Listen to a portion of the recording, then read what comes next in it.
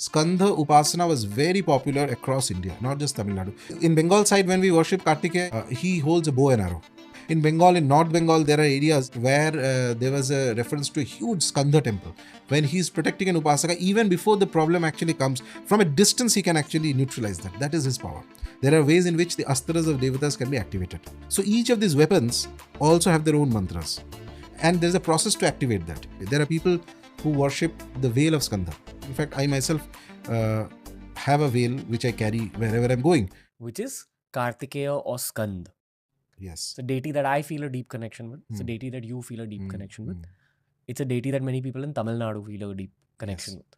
Why not Bengal and New Delhi and Punjab and Maharashtra? So not just Tamil Nadu, I think even Kerala and many other in the southern states also there are some influence of Skanda or Subramanya or Kartikeya. Coming to this question, why not Bengal? So at least till the time of say the 8th, 9th century, there is good evidence from sculptures and other things that Skanda Upasana was very popular across India, not just Tamil Nadu. He was a primary deity we used to worship. At that time, earlier India extended to include Central Asia, Afghanistan, those areas. So from that area till Bengal, there used to be various sculptures and things related to Skanda that we have discovered. So we can very safely conclude that he was a pan-India deity. We used to worship, everybody used to worship. In Bengal, in North Bengal, there are areas, right now though that area is nothing, but where there was a reference to a huge Skanda temple. And that references is found in texts in Kashmiri, scholars, and not today's scholars of the, that 9th, 10th century. They refer to a great Skanda temple in North Bengal.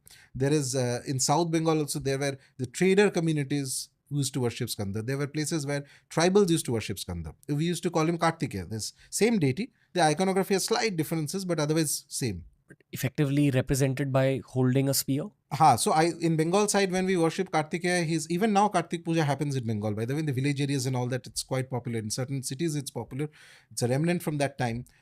He holds a bow and arrow. In Bengal? Yeah.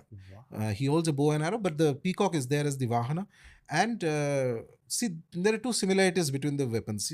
He holds a bow and arrow, and in South India, he holds what is called the veil, okay, like a sphere. Both of them are weapons that are to be shot.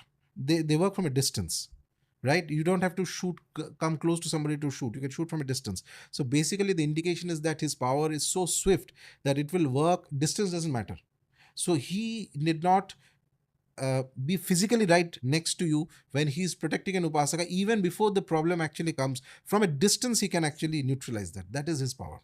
And this knowledge, by the way, I will not go details into it, but this knowledge of the iconography of the astras, the weapons of the deities, and their consequent mantras in the Upasana is the peak of Mantra Sadhana. There are ways in which the astras of devatas can be activated, whether it's Ma Kali, whether it's Tara, whether it's Skanda, whether it's the Trishula. There are ways to activate that. There are mantra sadhanas, a complicated process. It's not so easy and it's not meant for everybody. What do you mean activate that? Then the astra is the ultimate of mantra shastra. Means basically, it is just like I had mentioned before also that we consider the devata as same as the mantra. So each of these weapons also have their own mantras. And there's a process to activate that. And the third thing about the mantras of the devatas, of the astras, is that they are very sharp. That's why they're called astras. So they are weapons. Once you activate them, they will show a result. Now, if the person who activated that astra is not steady enough, it can cause some damage to the person also. Who is trying to activate? Yes, because it's a weapon at the end of the day. So who can control the weapon? Only the deity can control the weapon. Nobody else can control an astra. So this concept is there in the Mantra Shastras even today. There are people who worship the veil of Skanda.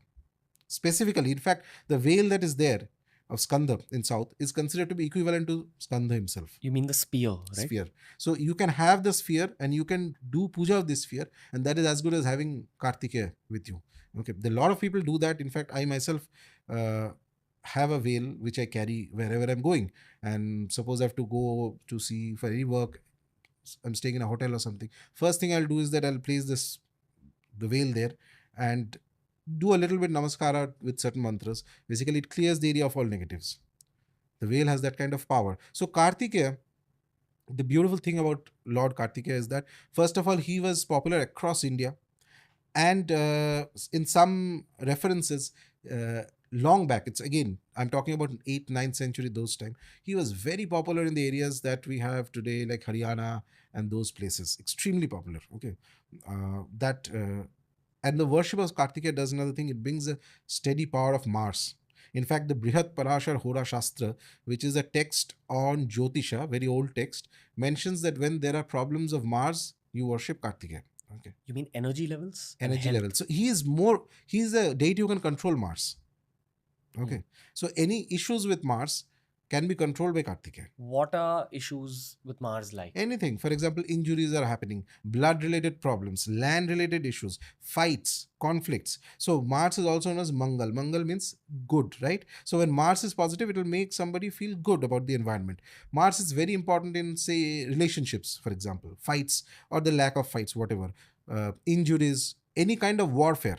So Kartikeya is a deity Kartikeya is the general of the gods.